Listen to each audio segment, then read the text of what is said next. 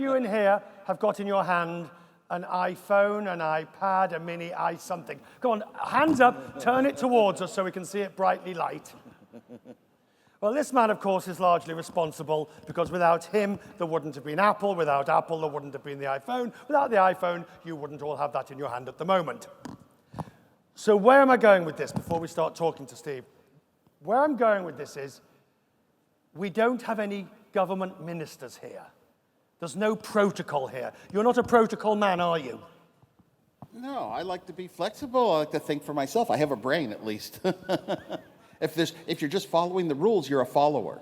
You know what? And if you don't say the exact same words at the same time as everyone else, you think for yourself, and that's how you become a leader, and that's how you think differently, and they call it out of the box. Yeah, you're welcome. And with that in mind, we're going to take questions from our guests here, from the audience. And so you need to participate in this one. There's no rules. If you want to ask a rude question, you can ask a rude question and he'll answer it. If you answer a polite question, he'll answer it. Whatever you've got to know and want to know. So let's begin. Yeah, I do have one rule. I answer every question and I answer honestly. You answer honestly? Yeah. Thank you. All right. A lot of company execs have trouble saying that, but. Let's begin with this whole concept of why we're here. The media summit, the idea of e-government, the idea of technology in government. I just want to get your views on that. Do you think that, how far are we from the proper use of technology in government? You know what, it varies. Everywhere you go, you'll see different levels of use and different successes of it.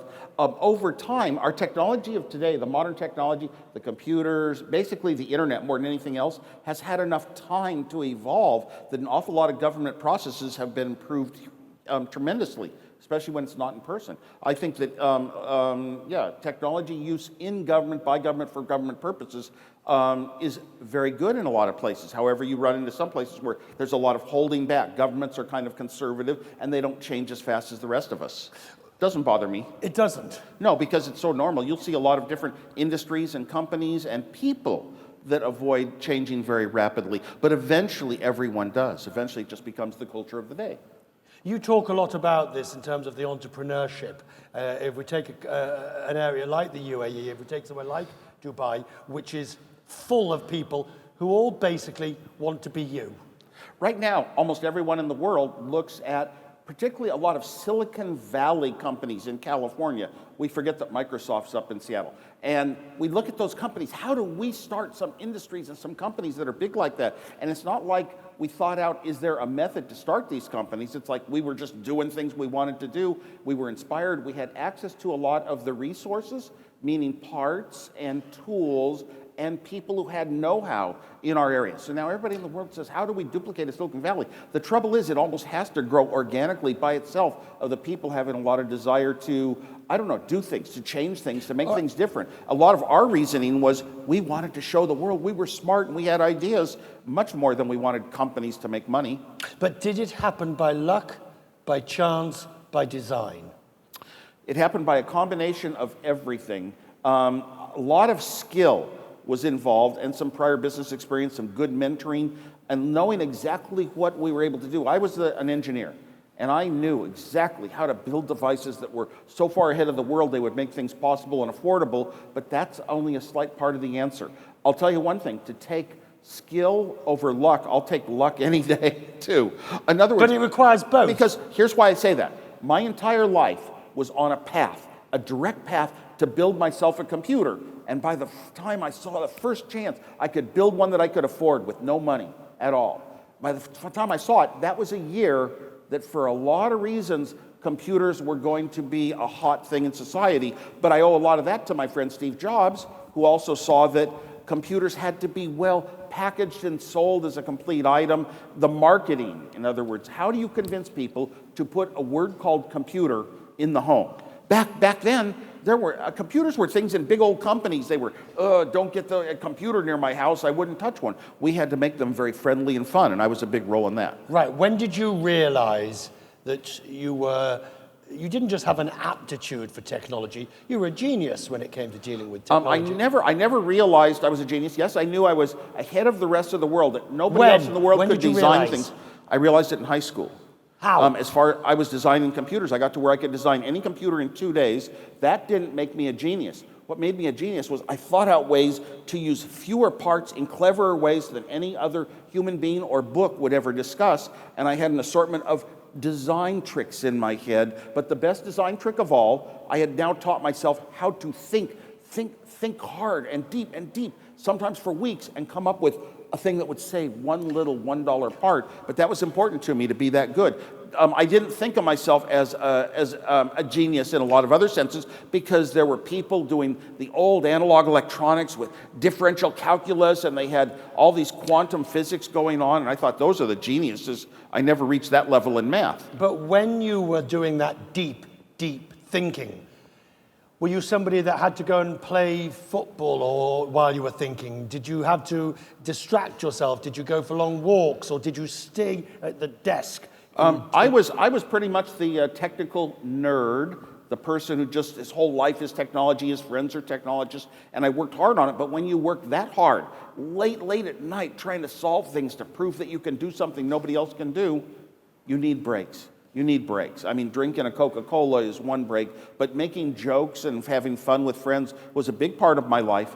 I was also very athletic my entire life, so that was on the side. It was an accident. It wasn't something I had to do as a break to keep going with the hard technology. The whole Homebrew Computer Club, the whole start of where you came together, was really to prove to each other how good you were.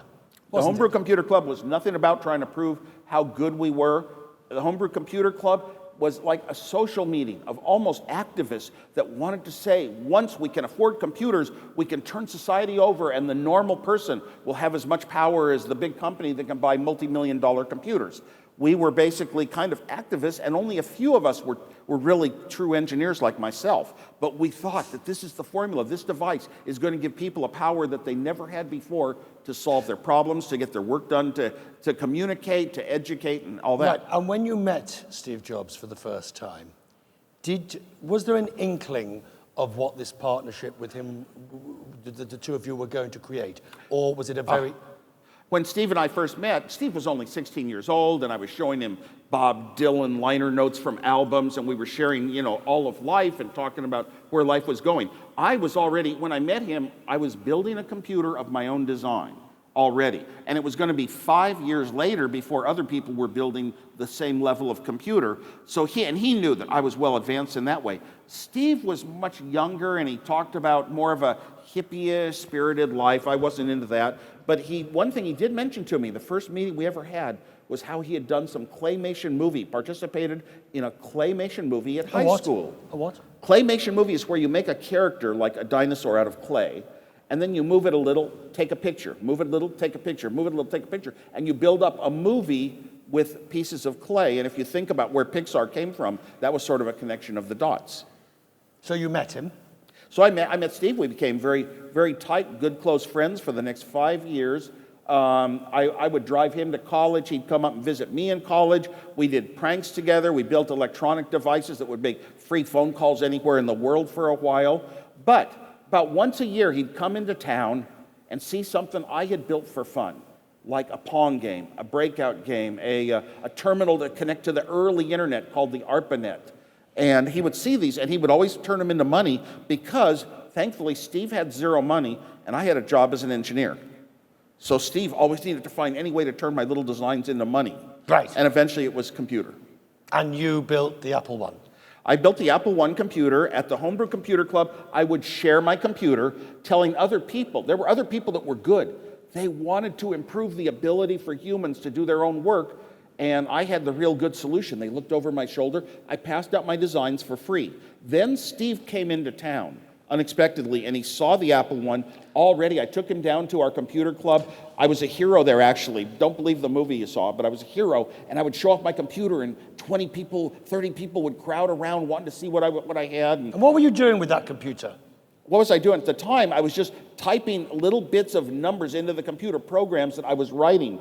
And then I eventually got up to where I could write programs that, in basic computer language, print your name 10 times and it would start printing your name, that kind of stuff. I don't know, it was just, if you had a computer that you could program, you could think of any problem and mathematically solve the problem with a program. That was the original idea. The Apple I was also a rather weak computer by today's standards. It wasn't designed as a computer, believe it or not. It was parts, basically. What? It was parts. I mean, the first computer that you put together. No. But the Apple I computer was something I had designed called a terminal, where I could sit in my own apartment, and I could call a phone number and type data into a computer across the country, and that computer could talk to my TV. Well, I modified that terminal, which had been optimized for cost for the slow modem lines. I turned it into a computer, but it wasn't a super speedy computer. The Apple II was actually built and demonstrated before we ever shipped this Apple I.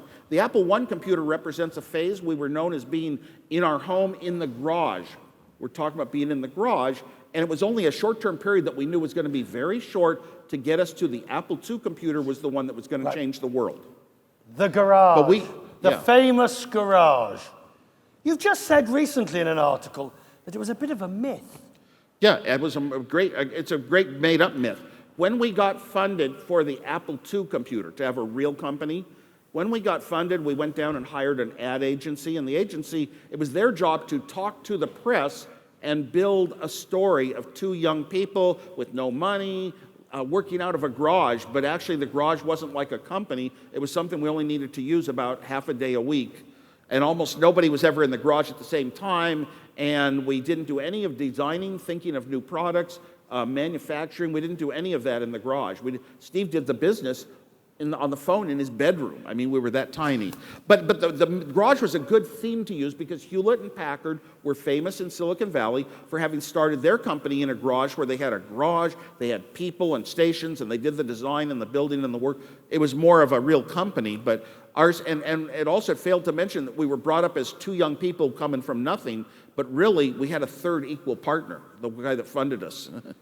Yes, rather important. But it was a good myth for the public because we were trying to make these computers presentable to the world, to everyone, in your home and your family. We wanted to make ourselves seem like we're just normal people, and the garage sounds very normal. So it was a very good, and it was really, the heart of us was the garage, but it just don't get, the myth is that people think a lot was going on in the garage, like actually designing and building and hooking things up and engineers. And When did you get an inkling that fortune had favored, that God had smiled down and put the three of you together, the money, jobs, and yourself, and actually this combination was going to do something great? When did you realize? I didn't have a feeling like that ever, because not even when I designed the computers, I didn't. I just knew from the time I was young, I had formulas for happiness, and I didn't need all this. I did it for very much fun, not to start a company, not to have a big thing like that. I knew that my computer was so far ahead of the world, I wouldn't give that one away, the Apple II computer. Steve Jobs and I looked at it. We were careful and quiet about that. We sought money. We thought that was going to turn into something really big, the computer that everyone could buy, could use, could change the world. For one thing, in those days, even arcade games that you played for fun were all hardware designs. Hardware is very difficult to design. It can take a year to design a game that way. We were going to change it into software. You could write programs. A 10-year-old child could write programs and within half an hour have things moving on a screen. We were going to change the world. We knew this was going to be a big product. You did? Yes. My engineer friends at Hewlett-Packard told me, looking over my shoulder, Hewlett-Packard, by the way, turned me down 5 times. I was so loyal. I would never do anything behind their back. I would never lose my job. And they turned me down 5 times. But the engineers would look over my shoulder and they would say, this is the best product I've ever seen. And a lot of other people said that. Our investor really had a good insight to knowing that this was going to be a huge market in terms of money and numbers of people and everything. In our Homebrew Computer Club, we all talked like everybody's going to have a computer in their home someday, but we didn't know why or how. And that was our investor. What do you mean? But you didn't know why. We didn't know why or how, because we thought people were going to have computers and write mathematical programs and solve their own problems and become a master. We didn't really realize that those people were going to be a very minimum number. And that really computers were going to do normal things you want to do in life, like reconcile your checkbook, or better yet, have a spreadsheet program and let a small businessman forecast the business based upon, decisions. We didn't realize that, what was going to drive the huge sales, but our investor believed that we would be, a $1 billion company in 5 years. And I thought he was just talking big numbers, because if you've already been successful in life, you're allowed to talk bigger numbers than another guy. Which is a true way of looking at it. But yeah, and the funny thing is, when we first introduced the computer, it was such a small little business. We had such small things to show off.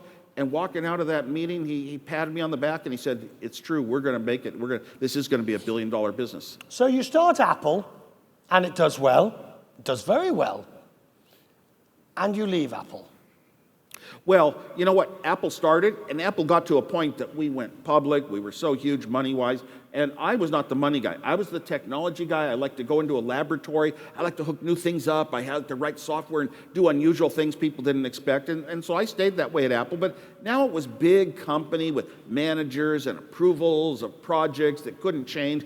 It didn't have that flexibility, and I wasn't critically needed. Now, I was working on the Macintosh, and I had a plane crash, okay? And I had a plane crash, and 5 weeks later, I came out of amnesia, and I called up Steve Jobs, and I said, "This is the last chance for me to go back to college and get my degree." You never got your degree, did you? I didn't get my degree, but I was on the dean's list. I was doing very well in engineering. I mean, I was a good student. I didn't drop out of college. I took a year off to earn money for my 4th year of college, and if you consider Apple making money, I definitely made the money for my 4th year of college.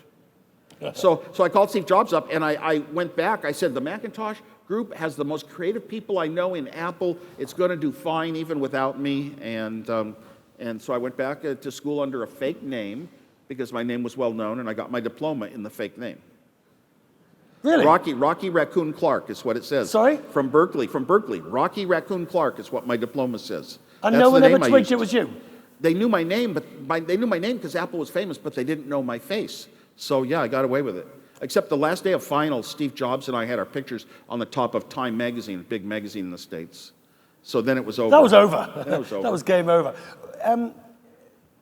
Do you regret leaving in '85? Do I regret leaving in '85? '85 was a second departure. The first departure was in 1980, and the second departure, I came back to Apple. I worked as an engineer again. Right. And in '85, oh my gosh, had this idea for the world's first universal remote control. And I love being the first at anything. So I wanted to start a company. Apple wouldn't be interested in the remote control. I didn't really leave the payroll ever. I never left the payroll. I was still a paid Apple employee. But basically, I was free to leave, non-competitive, and built a remote control. Yeah, startup. I like it when a group of people sit around a table and think about an idea and toss out ideas. We could build this, and I know how we can do it. And then decide to start a company. Let's get to work. Let's get the parts. Let's solder the wires. But it let's must have been difficult to walk away from something that, even though you're still a paid employee, you weren't involved in the day-to-day basis. It was not difficult for me. When we started Apple as a real company with money, Steve Jobs wanted to be a businessman of the world. He wanted to learn how to do it. He didn't have a title, didn't qualify for a title yet, but he hung around all the top decisions in the business side of the company. And then I was engineering. So they moved me down to another little office, so I wasn't really around a lot of the business going on ever in Apple, and that's what I wanted. I did not want press. I didn't want attention. I didn't want to be going out there talking to the press and having my face on magazines. So I got what I wanted. I got to work in the laboratory.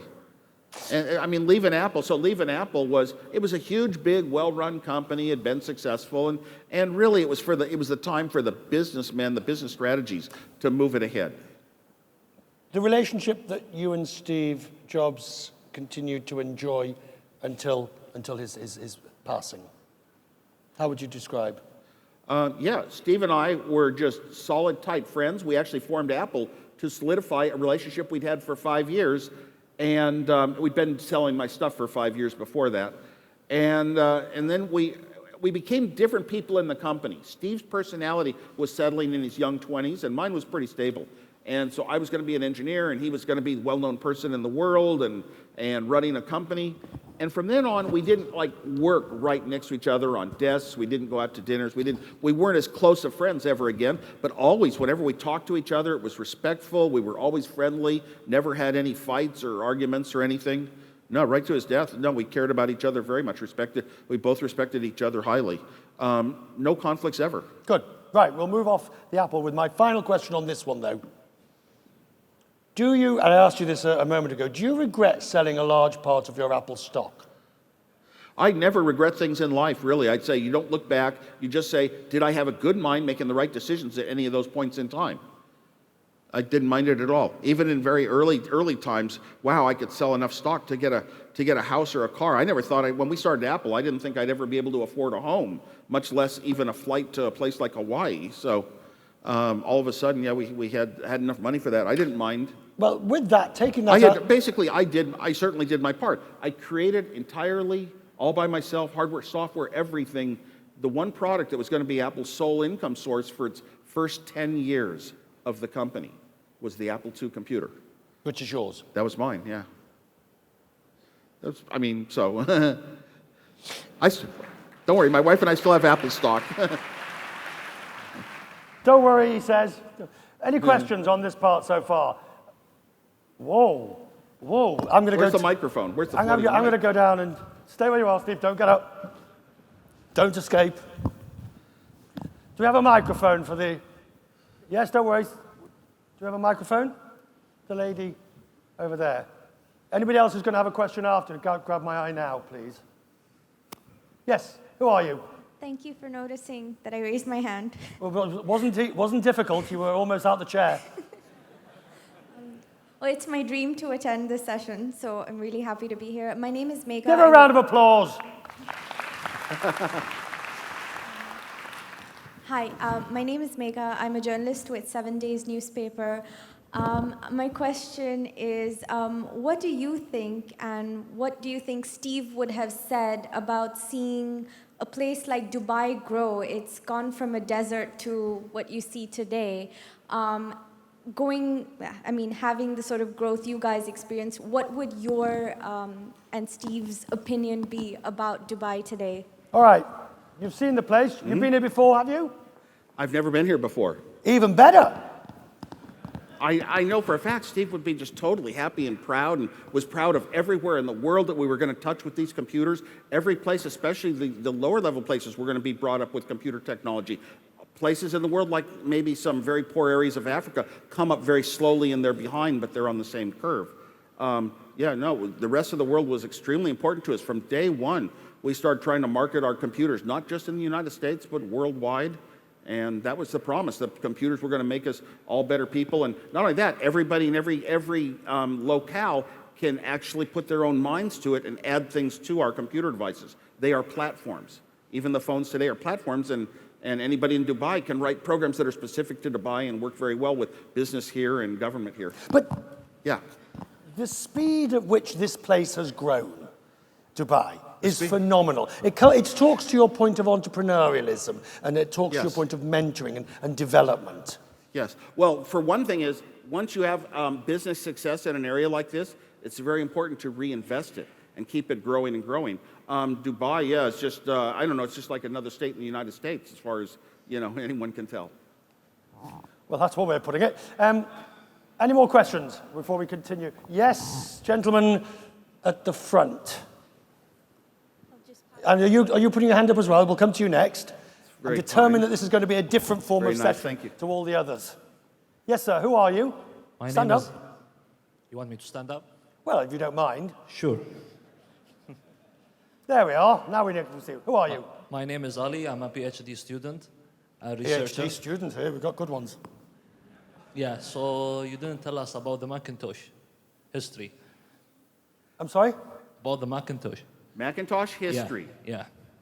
Well, I'll start with, we had a group of people trying to work on a bitmapped computer, and it'll surprise you, the Apple II was also bitmapped, and the Apple II was color, and we actually developed Apple II's, that thing with a mouse. But the Macintosh people were creative, and they were working at designing the newest, highest performance, based on new processors machine. I was with the group. Jeff Raskin was heading it. Jeff Raskin is the person who came into Apple and told Steve and I, you have to put a lot of work into your products to make them work so intuitively that a person kind of comes up to a machine, sees a little picture of a paintbrush, and what does it do? If you click on it, it paints. This kind of making things in the human way. And Jeff was heading the Macintosh program. We didn't yet know what the computer was going to look like. We had our Lisa computer. The Lisa computer looked like what the Mac came out to be. The Lisa was a very full, complete, well-designed computer with a mouse and windows and menus, but it cost $20,000 of today's dollars. $20,000, so it was not affordable to sell. Steve Jobs wouldn't sell it. Steve got kicked out of the Lisa program because he called them idiots for making it so expensive. So they wouldn't let him in their building. He came over and took over the Macintosh group, and his intent was to make a machine that was a low-cost computer working in the mouse-based ways. And unfortunately, Steve didn't know computer technology. He didn't know hardware, didn't know software, he didn't know the reasons for doing things certain ways. And so the Macintosh wound up being a very low-level, it wasn't really quite a computer. It didn't quite have an operating system. It was more like a program to look like a computer that had all the things computers had. But he did have the design aspect, didn't he? He did have the marketability of it. Steve had the confidence now, having headed a company that had been successful for a long time, that his decisions about marketing, product size, should it be one piece, closed, no way to add extra parts onto it. He instituted that on the Macintosh against the engineer's wish. But that's part of the reason the Macintosh failed. And it failed hard, and our stock dropped in half in about 1 week. So that's how bad the Macintosh failed. We built a factory to build 80,000 a month, and we were only selling 500 a month. What? Yes, the Macintosh. We only sold 500 a month, and so basically the company had to reorganize and figure out that it was going to take years to market the Macintosh, to change the machine, to make it more open, to add color, to add the things you needed. It was going to take years of getting sales to any company that would buy 50 of them, and to get Microsoft. We paid Microsoft to write Excel for the Macintosh. It was written for the Macintosh before any Microsoft product, yes. And that was because we needed business software to sell this machine. We worked for 3 years while Steve was gone. He kind of left because he just said, let the Macintosh run and it'll sell itself, and we'll cancel the Apple II sales to give the Macintosh more. His ideas just weren't acceptable to the board. Excellent answer. I have to tell you, you've hit a nerve here. To get this many questions out of an audience in Dubai is quite extraordinary. Gentleman at the front here. Put your hand up if you still want to ask questions. We've got some over here. Give me the microphone. Give me where's the microphone? Microphone right over here. Here we go. Here we go. We'll have to point them out, okay. Who are you? Hello. Hello, hi. Go on. Who Who are you first? My name is Abdulaziz. I work in Dubai Airport Free Zone. We are so honored to have you, both of you, here in the Government Summit, and welcome to Dubai. My question is, what I'm going to ask is, what's the story behind Apple's logo, and why is the apple is bitten? Okay. We came up with the name Apple Computer. Steve suggested it to me in a car. And right away I said, what about Apple Records? And he said, well, they are a music company. We're a computer company. And I said, that's all it takes? And he said, fine. Yes. It turns out somebody else had given him the idea for that name. Once we hired that agency to represent us as a company, do our advertising and our presentations, they first of all said you can't use the name Apple because it doesn't signify the power that computers have. So we said, no, computers are going to go to nice, normal places, homes and schools. And then they drew up a bunch of logos for us. And the one Steve and I liked the best was the apple with a bite out of it. Okay, and they had the colors in rainbow order, logical order from red to blue. So Steve took it home that night, and he came back and he had them switch the colors around that wound up with darker colors at the bottom and a nice green stem. And it was actually better. He actually improved it. But does the bite out of the apple signify anything? The bite out of the apple doesn't signify anything. Of course, we said, we could call it a bite, like a bite in computers, can hold a letter. But that was just an afterthought, but it was a cute one. Just looked better to us. Yes, ma'am.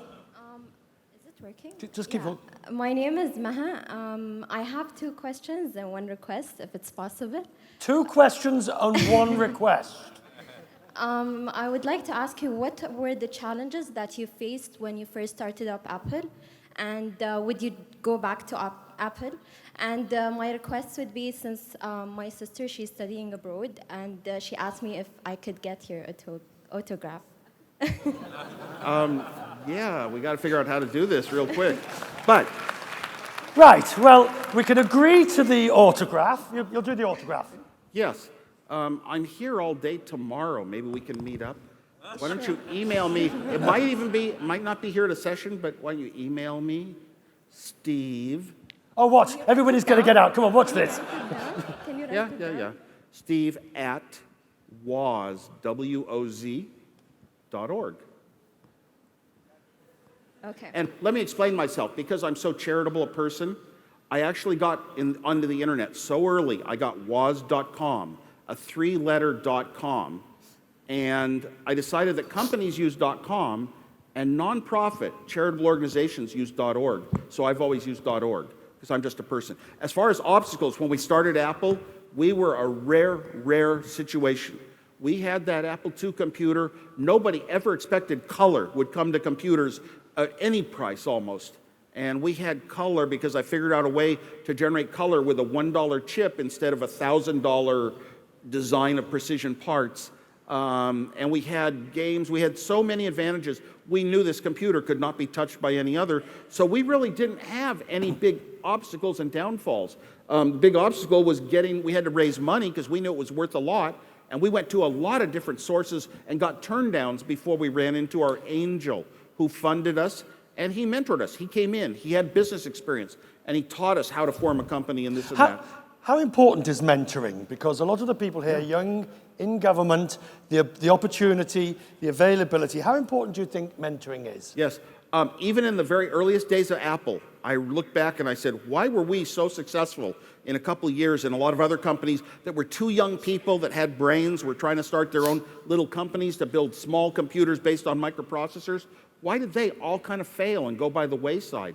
And the big difference really was the people that we got were professionals, and we had a mentor who taught us. He said, you have to hire a president, and here's the reason, here's what he does. You hire accounting people, here's what they do. You have testing, you have your operations. He basically even defined what Steve Jobs' role would be and what my role would be. And that was so critical to set up a company that had a structure and a plan and an organization. So since we've got both age groups in the room, what would your advice be to the older people in the room, those who potentially can take others under their wing and mentor to some mentees? Please, I try every time I can. Please try to give back and just give suggestions, things that have worked for you, things that you think are wrong with young people's business plans. Give them encouragement.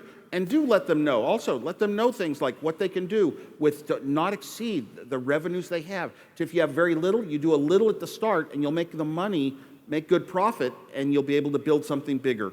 Also, always, mentors can really advise people. Look for the best. Look at the best aspects in your own business that have made you successful as an older person.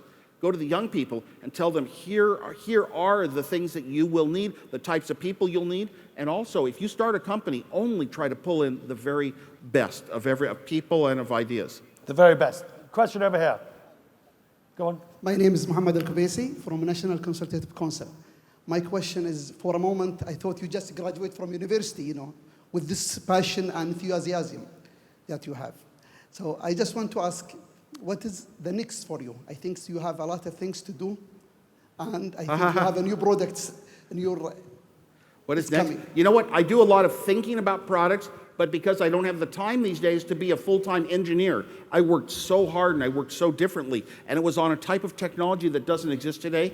I'm more at the stage of a lot of ideas right now. I think about products, where they are, what they could be, and where they could go. Give us some examples. I'm not going to give you specific examples. I am with a company, Fusion.io, because we're dealing in the enterprise data space to make computing and storage much faster and more efficient.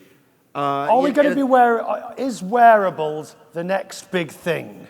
Okay, wearables. Because you're wearing a watch. Obviously, we look at a trend that we've been on. Our computers have gotten closer and smaller to us over time, and they have also become more humanized to where we could, at one point in time, use our own muscles to handwrite on a computer, and now we can speak right to it just out of our brain.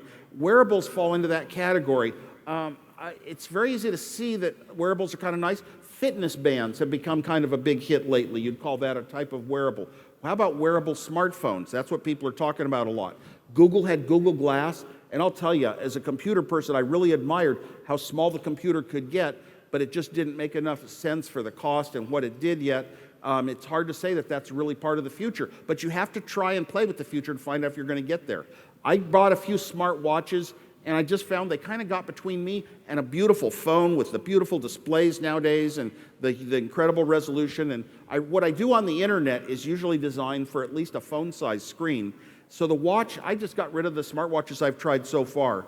I think Apple's the one that maybe someday somebody will have a smartwatch and people will say, this is what we really need, and the whole world will say, yes, we do need smartwatches. I'm holding out. I have to try it and use it. I personally experiment with all sorts of brands of products all the time. That's one of the things I like to do in life. I like to buy all the different products I can and actually use them, force myself to use them so I can show them off to other people, demonstrate what's good and what's bad. I don't want to stick just in one camp. I'm going to go as fast as I can to get as many questions in. Yes, sir, your question.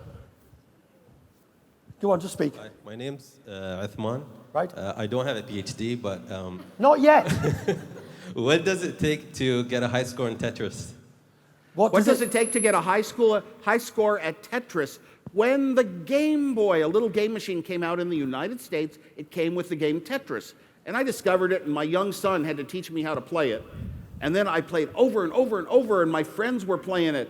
And eventually I figured out a couple of hints, and I started getting the better scores than any of them. And eventually I got, in the magazine in the United States, Nintendo Power Magazine, I was always the top scorer in Tetris. I love playing games. I love getting good at games, but I usually play very few of them, and I get very skilled at them. So what does it take? It takes a lot of time and patience and practice, and not having a lot of younger people than you trying to do the same thing. Steve, I'm going to keep you moving fast because I've never seen anything quite like the number of questions that we've got. Who's got the microphone there? Yes, sir, your question. Hello, this is Said Javed from Afghanistan. How we can use Apple products in low-income economies? Do you have anything in future for that? For example, the income in several countries not very good. How we can use your products? Yeah. Well, I don't know how to address that. Well, let me rephrase addresses it. Let me rephrase it. Is the reality of many of these products that they are for the developed economies, the rich world, but as your work has proven, there are benefits for the poorer world as well? You look at the big product of today is the smartphones, of course, and the iPhone from Apple is not so hugely overpriced. Yes, it's a little more expensive, but it keeps following on with better products. That the revenues that Apple makes lets it support the product so well. As far as developing economies, I mean, we do a lot of grants to education, things like that. But sometimes they might have to start out with lower end products and work their way up to the Apple that they really want. That was true from the day that we started the company. Thank you.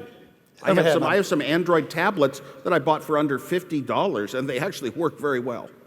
Over here. Hi, my name is Balqis. I have a bit of a controversial question, but I guess it's okay since you've already sold your shares. Yeah. So, well, no, I didn't. No, not really. You that didn't? was made okay. So my question is, we're used to Apple being always different when it came to aesthetics and design. Like if we think of things like when the iPod Touch came first and the iPod Shuffle and the MacBook Air. But nowadays we feel like, especially with the iPhone 6, that it's starting to look... Question. Yes, I understand. It's starting to look a bit more and more like the Android. So what do you think about that? Right. Looks alone, outside appearance alone, Apple has always been a leader in setting style guidelines for the world, and the world had seen that and said, thank you. Yeah. And the world has seen that and said, yes, we have to pursue style as well. And oddly enough, even Samsung phones got a fair amount of style in, not to the same degree of manufacturing excellence as Apple.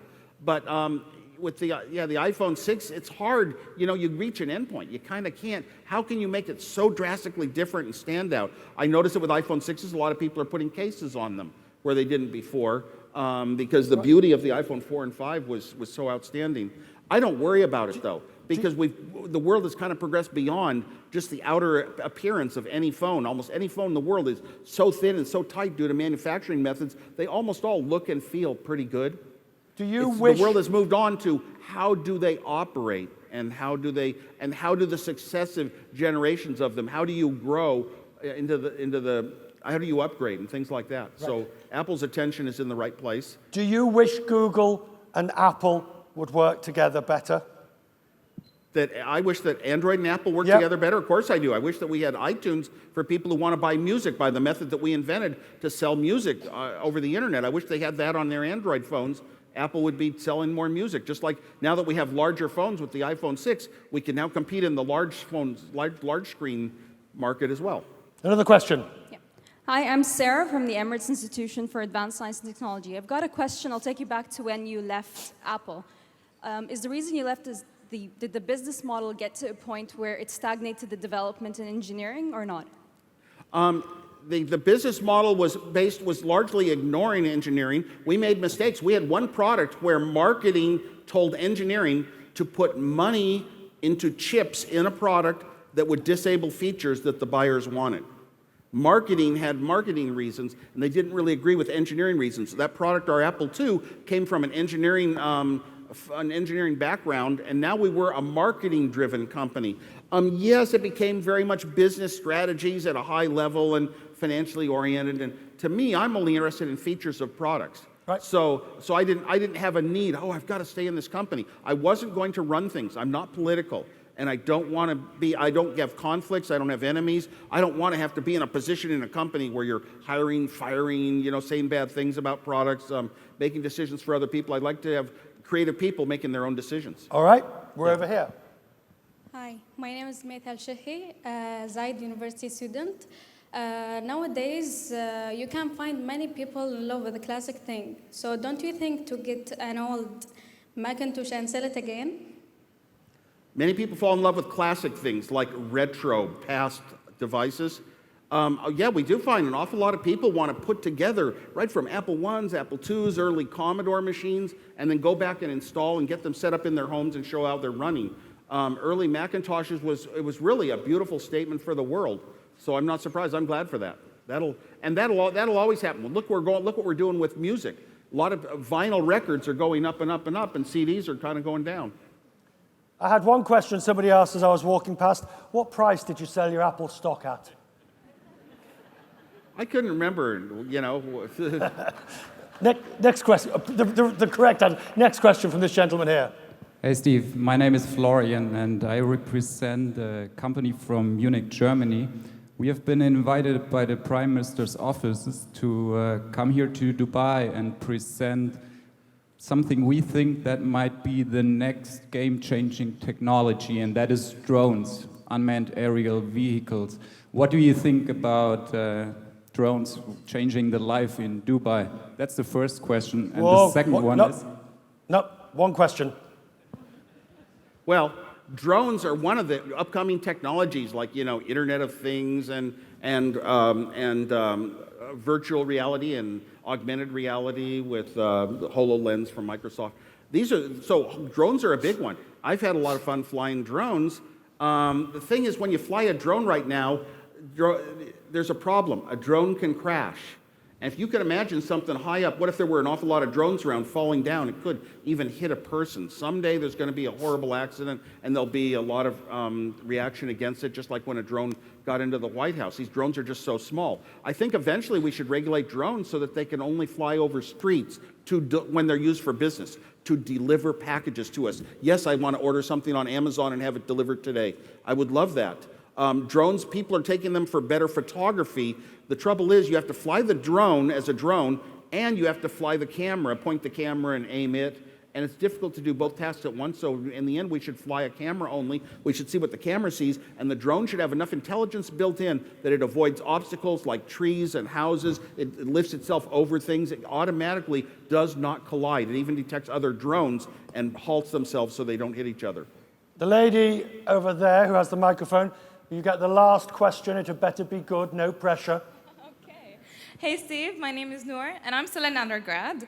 I just want to, maybe it's a sensitive nerve I'm dabbing on, but were you ever involved in the Gates and Jobs rivalry? Why or why not? The Gates and Jobs rivalry was largely made up by buyers of products. Yes, Steve Jobs, around the time he left Apple, he was a little disgusted. The Macintosh had failed real hard, and he felt that Bill Gates, he kind of wanted Bill Gates to write software but only support the Macintosh operating system as the future operating system of the world. And he was a little saying, Bill could do so much good for the world, but he really just wants to make his money. And of course, the market was going up 10 times, and Microsoft got it all. We stuck with the Macintosh, so we just stuck flat. I don't think there was a rivalry in terms of they disliked each other. I think they could easily understand each other and why they operated. And neither one of them's like a good guy, bad guy thing to me. When Steve Jobs came back and rejoined Apple, he made a big deal. Oh, I called up Bill Gates and got him to even invest in us. And there was some little back scene stuff. We would kind of drop a $1.2 billion lawsuit if they put some money in temporarily. So it was to make it look good for the press, to the public. Finally, I get the last question. What thought would you like to leave these people with in terms of their future, their desires, their ambitions, their goals, their opportunities? Right.